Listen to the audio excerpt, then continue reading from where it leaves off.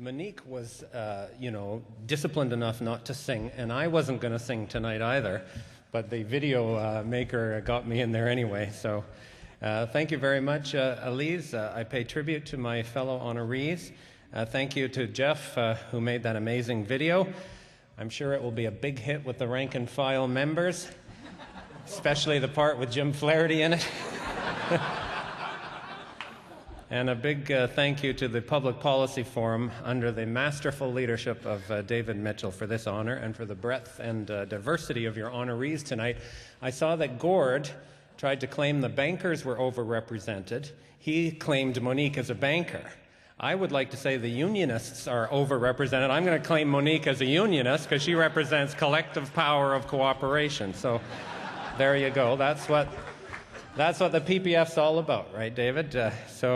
I think it's fabulous, actually, that the forum is honoring a union economist. I suspect there's a substantial proportion of the audience tonight that probably thinks union economist is a contradiction in terms. Kind of like military intelligence, perhaps, ethical investment, dare I say, progressive conservative. I say that, by the way, with deepest respect for Premier Davis, who actually is a progressive conservative. But unfortunately, sir, after they made you, they broke the mold. Economists are taught, of course, from the first day of college that when supply equals demand, the world is in order. They are also taught that unions exist primarily to mess up that order. So how could any self-respecting economist work for a union? Well, obviously, I don't think it's a contradiction at all. I do not accept the theory that all exchange is equal and voluntary, that supply equals demand, particularly where human beings are concerned, that everyone is paid their marginal productivity. In the real world, there's nothing at all equal about the exchange between a worker and his or her employer. The worker needs a job to survive. The business needs workers to maximize its profit. That's different.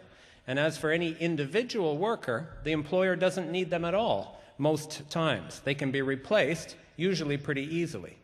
So the employment relationship embodies an inherent asymmetry of power, and the obvious solution to this asymmetry is for workers to approach the employer collectively.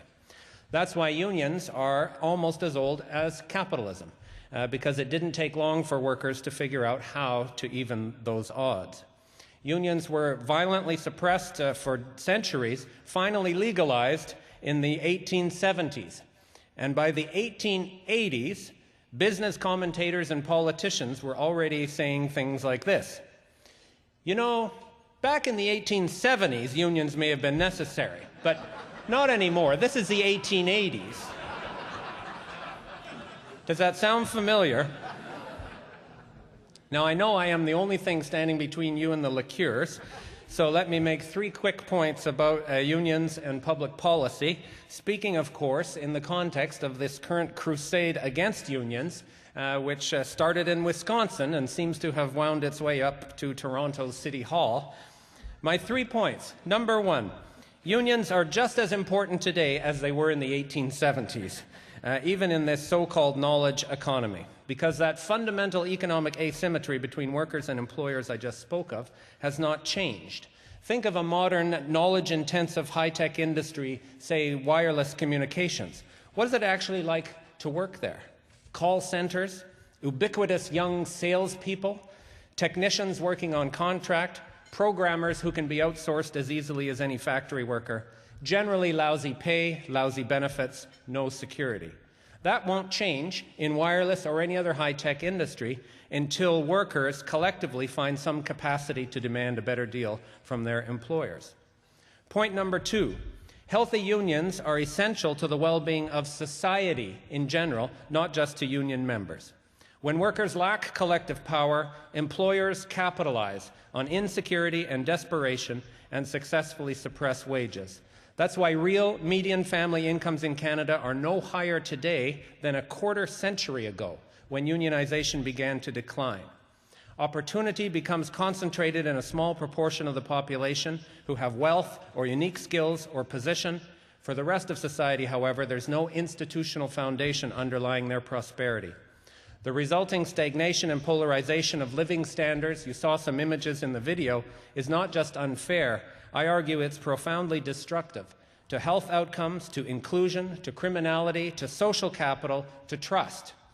André Picard, among many others, has well demonstrated the negative health impacts of inequality, and the international data show a strong correlation between unionization, equality, better health and social outcomes, even productivity, by the way. Just down the highway here in Hamilton, Ontario, there's a researcher and journalist, Stephen Boost.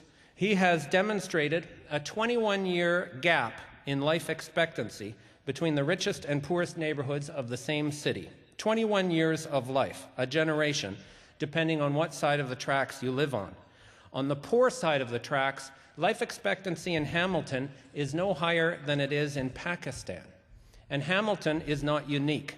I don't think anyone in this room wants to live in a society where those types of conditions become more common. Number 3, my conclusion. Policy needs to actively support new forms of collective bargaining and wage regulation. So far, there have been 2 dominant policy responses in Canada to the visible weakening of unions and other forms of wage regulation over the past quarter century. One has been benign neglect. Some governments stand passively on the sidelines while unions, especially in the private sector, are getting creamed. The other response is worse. Some governments have actively joined the dog pile with anti-union measures that make it even harder for workers to find a collective voice.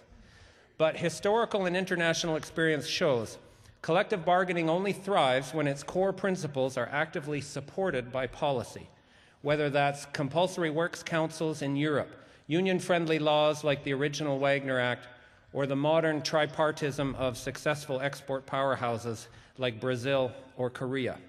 In my view, unions are a crucial institution for managing income distribution more fairly and efficiently, and for channeling the hopes and aspirations of common folk. No economy without institutionalized collective wage structures has ever attained mass, inclusive prosperity. So if we want a Canada in which the life gap between rich and poor is smaller than 21 years, policymakers need to revitalize the core principles of collective bargaining and find innovative ways to nurture and realize those principles. So that is a challenge I leave you with tonight.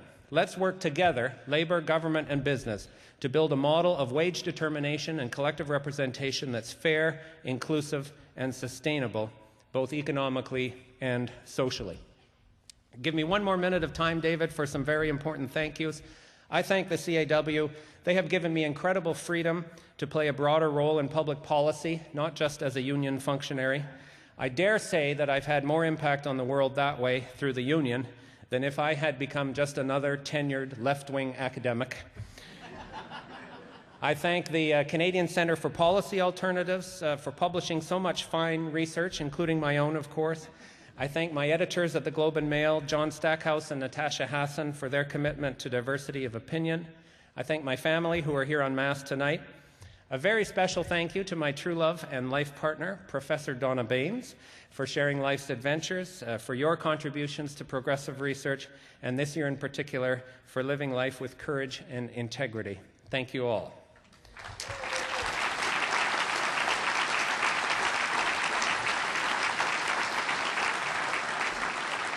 Donna, by the way, is a tenured left-wing academic at McMaster University, no less. When I said that thing about academics earlier, darling, I wasn't talking about you.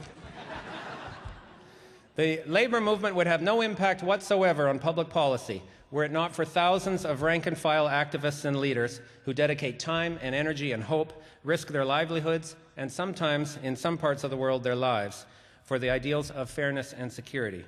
Few of them are known in highfalutin policy circles like our gathering tonight.